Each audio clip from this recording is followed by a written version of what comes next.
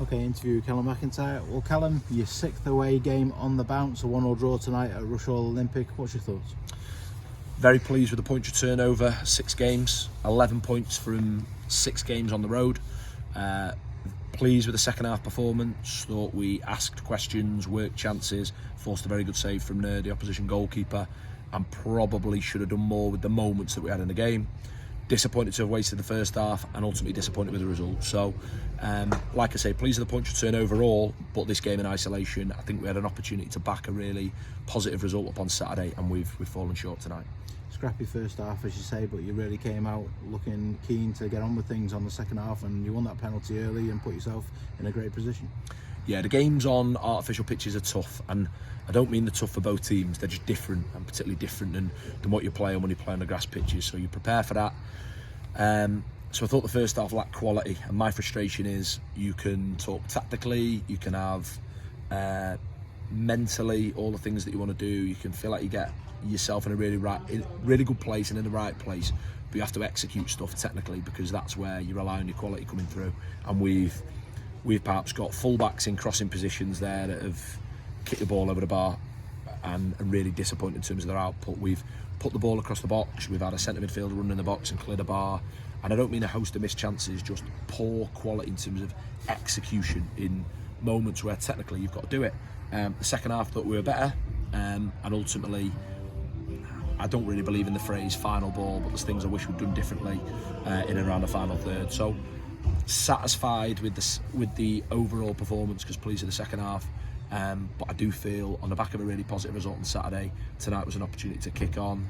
Not really interested, it's a game in hand, but just wanted a little bit more. So have to be pleased with that over 6 games, and I've got to make sure I'm clear about that. But yeah, tonight in isolation, quite a frustrating night for us all.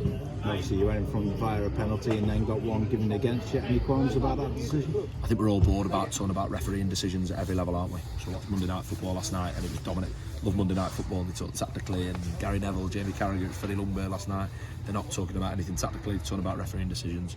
I'd rather talk about getting players on the pitch, some players some more minutes. Owen Windsor's debut for us, biggest minutes that Christian Norton's done for us.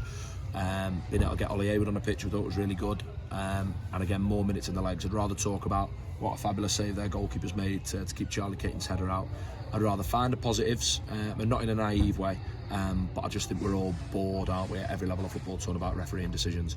I'll watch it back. If it's a penalty, I'll hold my hands up. If it's not, well, then it isn't, and it's had an effect on the game. But genuinely, what's the point of conducting post-match interviews about refereeing decisions? Because I think everyone, including me, we're all tired of talking about it.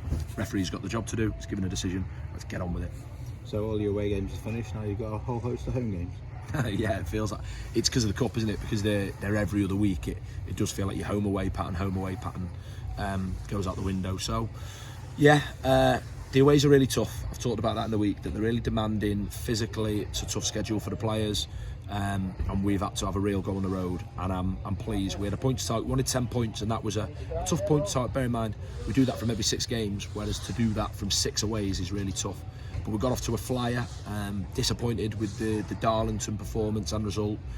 Disappointed that tonight we didn't back up a really hard fought 3 points on Saturday. But if we're able to put 11 points on every 6 games, we will be more than where we want to be, which is, like I said, it's in those playoff positions. It's 7th place and above. As much as like I said it last week, I can be the most excitable and carried away. We can compete with any team in the division.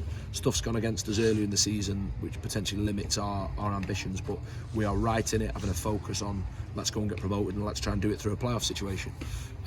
So for us, if we can put 11 points on every 6 games, if we can do that, I'll be really, really pleased. I think the frustration is that tonight was an opportunity to put 3 on and give us what we call parity over the 18 games that might make up for losing at Bishop's Stortford on the opening day, losing at Banbury, losing at Darlington, blowing that lead at Hereford, the late goal at Scarborough.